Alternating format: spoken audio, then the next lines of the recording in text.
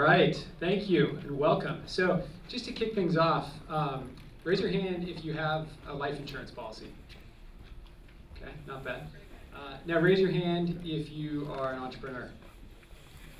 Okay, good. Well, today you're going to hear an incredible story about an incredible entrepreneur, and it has nothing to do with AI and nothing to do with crypto. It just has to do with life insurance and building a real business. So I couldn't be more excited to sit down with a friend and someone I deeply admire and respect, Jennifer Fitzgerald. Thanks, Parker. Thank you. All right, so to kick things off, what's something we wouldn't know about you from your LinkedIn profile? Well, one thing, I was the New York City trivia champion for a couple seasons, so we were like the New England Patriots of New York City trivia. Hated, but consistent winning record. You play HQ now? No, I don't, because I've got other stuff to do, unfortunately. Right. Yeah, that real business we were talking about. Yeah, I would get a little too obsessed with it, probably. Okay, good. So trivia. Okay, now before PolicyGenius, and we just heard about this in your bio, you were a rising star at McKinsey. How did you make the leap from consultant to founder? Lots of PowerPoint slides and Excel models, thinking about the opportunity. No, I mean, that's where I started learning about the insurance industry. That's where I, learned about strategy and operations. And there's never a good time to just do it. I mean, you can always talk yourself out of doing it, of starting your own company, making the leap. And you just have to figure out, well, does 51% of the reasons account for me wanting to leave? And if the answer is yes. I mean, I had any number of excuses. I was 6 months away from making a partner, it's a nice cushy job, you've got the golden handcuffs, but at the end of the day, it just comes down to a gut feeling of, I'm gonna do it, I'm gonna see if I can make it go up at least for the next 6 to 12 months. Was there anything you did to de-risk it a bit in the transition? Yeah, I mean, my co-founder and I, who was also at McKinsey, we took a leave of absence from the firm before officially quitting our jobs to test some hypotheses, see if we could, get any investor interest, and really try to make sure that there was a there before we just up and quit. So that was a good de-risking period, and something that allowed me to get comfortable with leaving and telling my parents that I was leaving McKinsey to start a company. Yeah, well, it's a big opportunity cost. So. Was it hard to raise funding in the early days? Oh, yeah. Maybe you could tell us a little bit about raising your seed round. Yeah, it was incredibly hard. So this was fall of 2013. We were trying to raise a very modest seed round, so $1 million, which is not a lot for insurance and insurance tech now, but it was back then before insurance tech was a thing. And we probably got 80 no's. We couldn't get any institutional investors to really take interest in us as a team, the idea, the mission that and the vision that we had for the company. But we were like, you know what, we still believe in it. We still think this is a big opportunity that everybody else is sleeping on. So what do we need to do? Well, let's cobble it together one 20K check at a time. We knew a lot of, the one thing that we knew that we had was a whole bunch of McKinsey partners and directors who worked with us and believed in us, understood insurance. So we just passed the hat around and cobbled together like $700K that way. Wow, that's incredible. Did that? I mean, the cap table's a mess, but. And did that take place over many months, or? Yeah, that was probably 6 months of just cobbling it together, and still working while we were doing it. But yeah, it was a pretty arduous process. And to give folks a sense of the timeline here, when was that? When did you raise your seed round? So we closed that seed round in November 2013. We probably started those conversations in May, so about 6 months. Got it.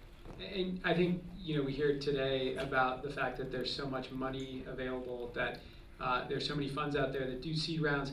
Why do you think you had trouble? And not to sort of poke a sore subject here, but do you think it had anything to do with being a female founder?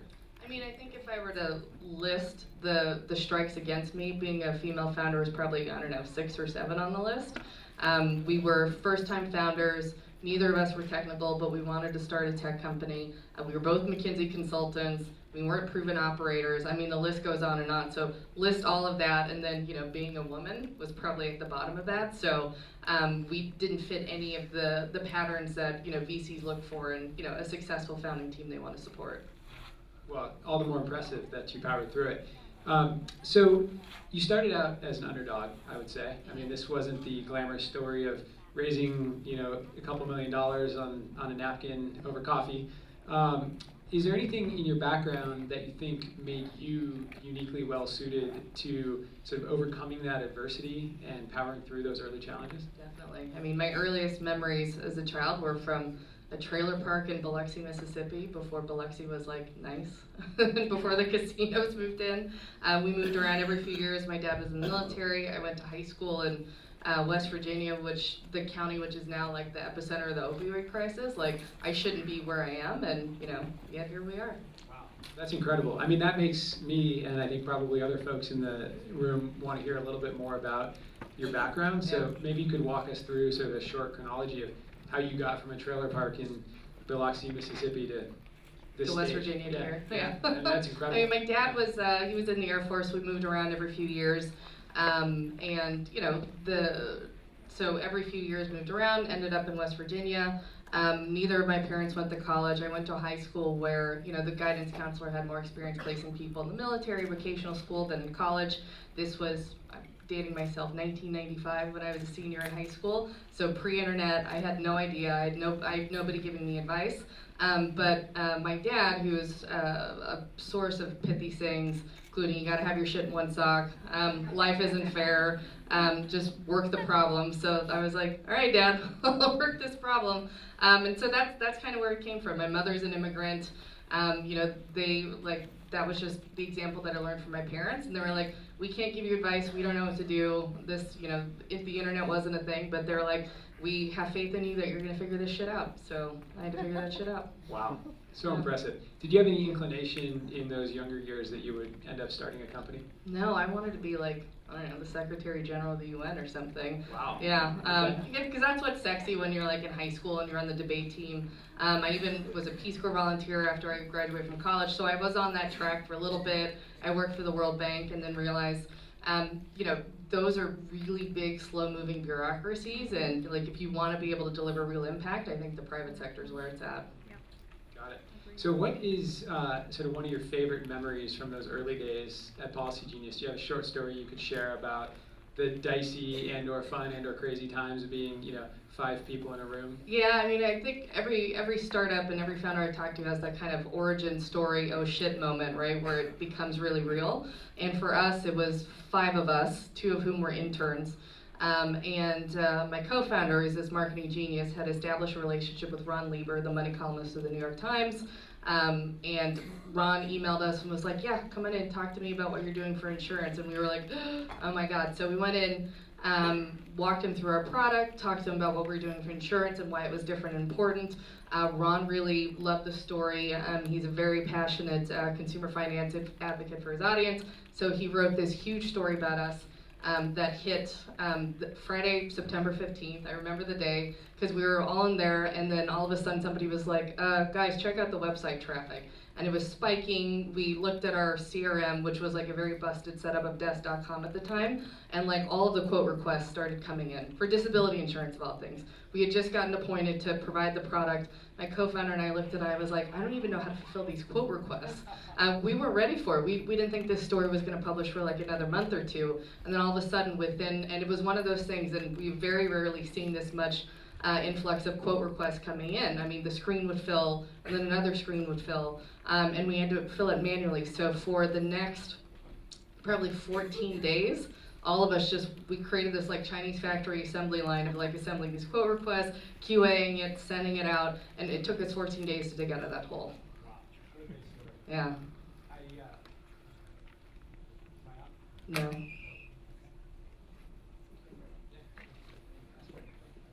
So fast forward to today, and things are a lot different. I mean, PolicyGenius, I think, is one of the hottest startups in Insurtech. I happen to think it's the hottest. And you're one of 3 female founders in fintech who has raised at least $50 million in funding. So I think, first of all, congrats. So glad I could be part of that. And secondly, how does it feel to be a big dog now? I mean, you're still a dog, so you're still trying to bring home a bone. I think when you're a big dog, it's just a bigger bone that you've got to bring home. And we've talked about this. It's a little bit like the frog in the boiling water. So once the temperature, you're in the water, the temperature keeps getting turned up, so you don't really notice it. Every now and then I'll look around and see, the 130 people that are at the company, all the great customer reviews that we get, and it sinks in what we've been able to build over the last few years. But on a day-to-day basis, it's just, what's the next problem to solve? Any stories about being sort of a big dog these days, and you get recognized on the street, or? No. So there's because insurance tech is hot now, there's a conference in Vegas, you went to it, Insurtech Connect. I was on a panel with some of the Insurtech veterans, like Keith Moore from CoverHound, Scott from Trove. And afterward, and this was an insurance-related audience, afterward a whole bunch of people came up to talk to me. It was my Beyonce moment. I was like, this will never happen again, only at an insurance conference.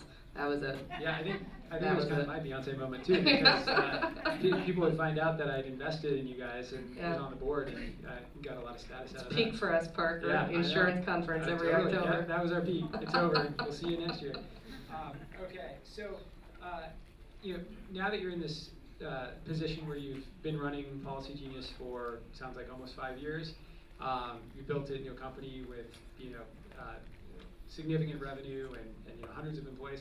If you had to look back from this vantage point, what are sort of 3 key lessons you've learned as a founder, or 3 key pieces of advice you'd give to folks in the audience? Yeah, I think the first one is trust your gut early and often. I think particularly when you're a first-time founder, you don't trust your gut, and you're like, oh, I'm going to go solicit advice.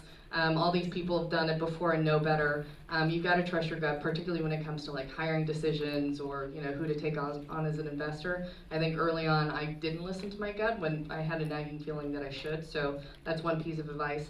Second is the people. Like you can't, at the end of the day, you as the founder can only take it so far, and to really focus on finding and retaining the best people that you can, which is hard to do when you're starting out and you don't have a brand, but the people make all the difference. And if I think about why we've been able to do what we've done, it's because the people, many of whom have been with us 3 or 4 years, have been exceptional. And they weren't necessarily brand names when we found them. They were just really good all-around athletes that we brought in, sold them on the mission, the vision, have worked really hard to retain them, and that's made all the difference. Like I know our competitors, are trying to poach our folks. Like that to me is the ultimate signal of, we did the right thing, and that's a big reason for our success. Yeah, and I think just to sort of plus one that on the importance of people, I've lived it as an operator in a past life, but one of the things that got me excited about PolicyGenius, in addition to you and Fran as founders and just the business itself, was what people were saying on Glassdoor. And so for anyone in the audience who's running a company, I think that it's a double-edged sword sometimes, but that's where you can really get a feel for a company's culture on that site, and you guys just have the most incredible and stellar ratings on that site. Yeah, and that was one of the the things that we wanted to invest on very early on was people and culture. We've talked about one of our earliest employees, so employee number 20 for us was a very seasoned head of people and HR, which was very early to bring somebody like that on, and a lot of people were like, you guys don't need to worry about that until you have at least like 75, 100 people, and we said absolutely not. At that point it's too late, and it was one of the best decisions that we've ever made, because you don't allow the dumpster fires to start to take place, because you're much more rigorous about that from early on. Great.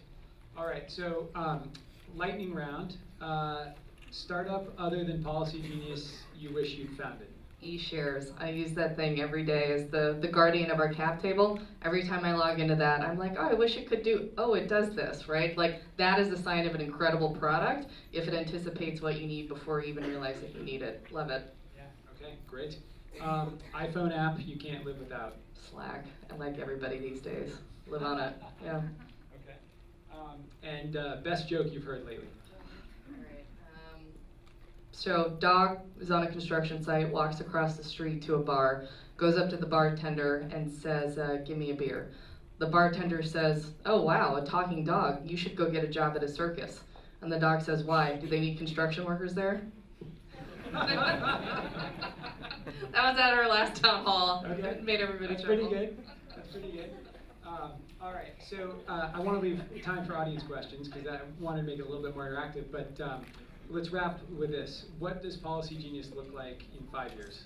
In 5 years, we're a household name. So the story that I tell investors and our employees that now in insurance is like the mid-90s was for the travel vertical, right? Where you would go to brick and mortar travel agents to book your flights, then Expedia and some of the others came along, kind of broke open that category and made the marketplaces the more dominant mode of search and transaction versus the airline carriers themselves. That's what we're going to be doing. So in addition to building the brand, the go-to platform, we're building all of the technical plumbing underneath to deliver what is a very intuitive, elegant concept, which is comparison marketplace shopping for insurance. I'm in. All right, let's do it. Yeah, all right. So I did really want to leave some time for questions from the audience for Jennifer, not for me, please. And so if you've got one, maybe I'll just give you the mic. Thank you. My name is Jane, and I work with data about health and fitness, all this stuff. What do you think, what will happen with the insurance business when the risk of losing health will become predictable for most of people? Become predictable, so what it will be like. Everybody will know, in 5 years you will get heart attacks. Okay, so the question is what's going to happen in insurance when risk becomes more predictable, particularly on mortality and morbidity and health side? It's a great question. I think we're still a bit far from that. So I work very closely with life insurance on a daily basis, and they still rely on the two most predictable screens of health outcomes, which is blood test and a urine test.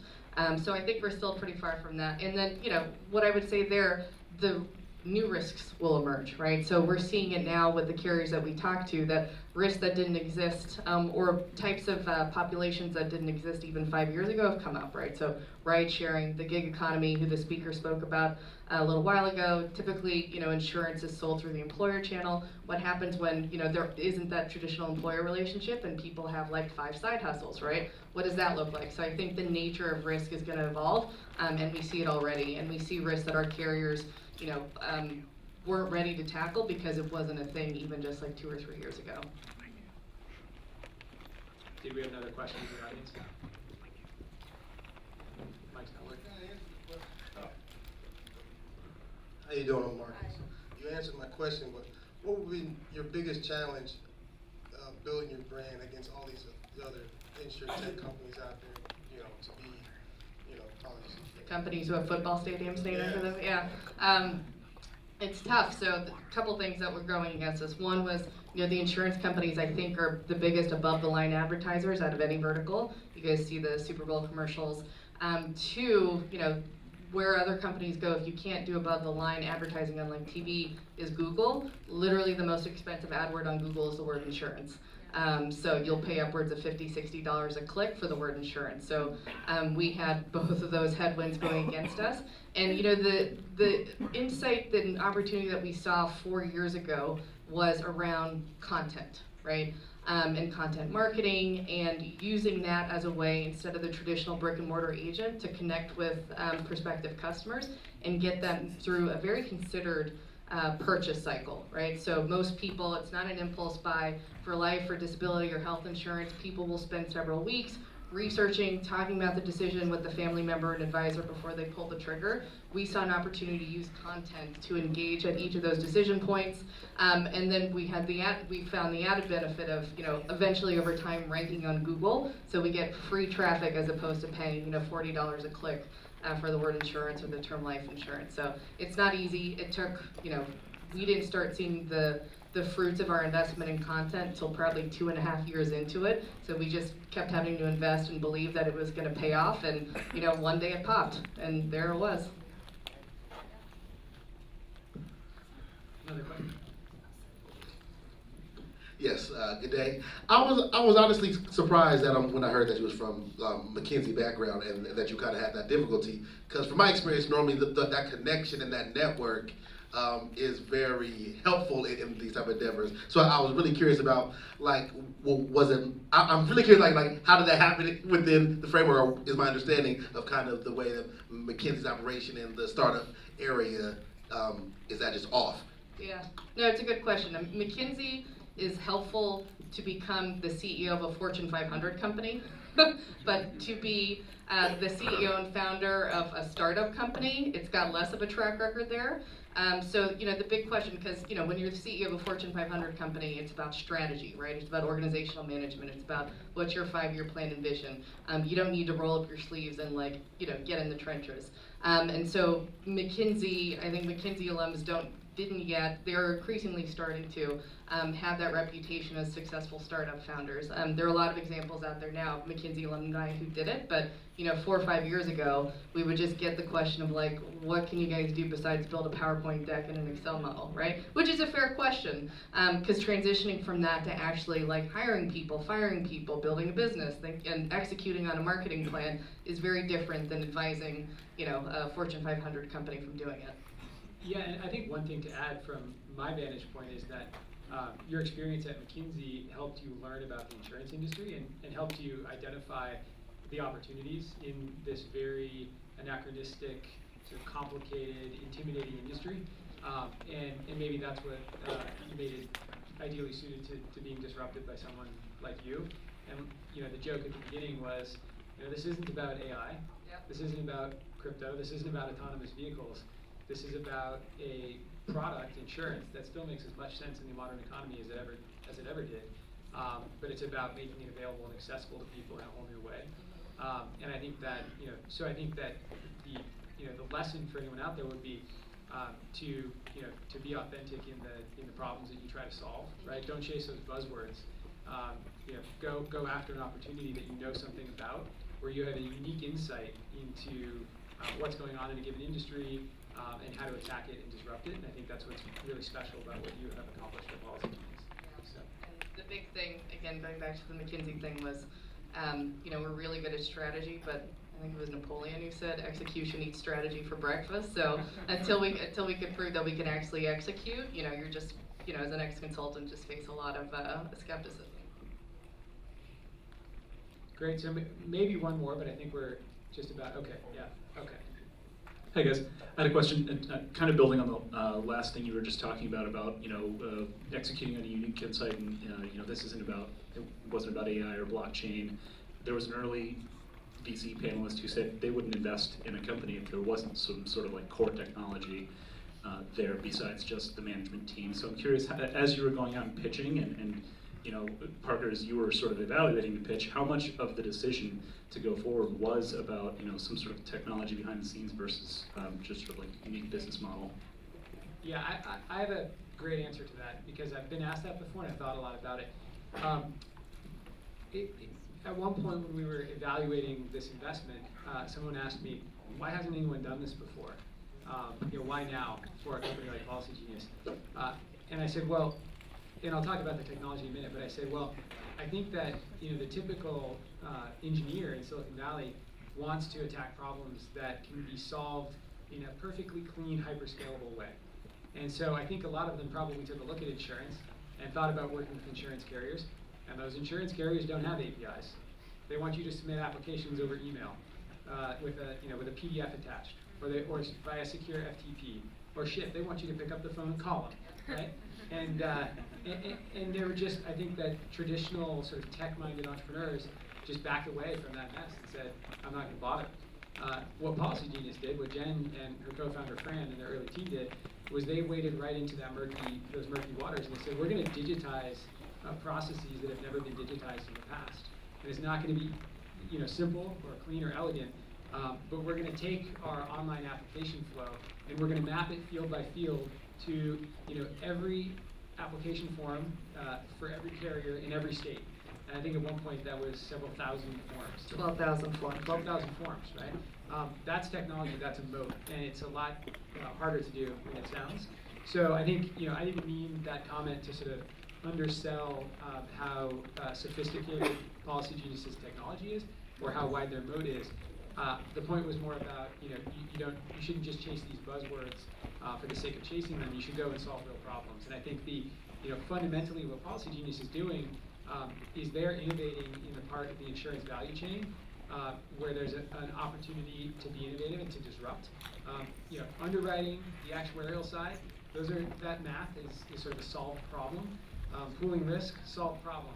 The challenge is how do you make it easy and accessible for the consumer to find a policy, compare rates, sign up quickly, come back and check their coverage, And that's what PolicyGenius is doing. So a little bit of a long-winded answer, but I just want to really, really hammer home that point, that technology, PolicyGenius is as much of a technology company as any startup out there.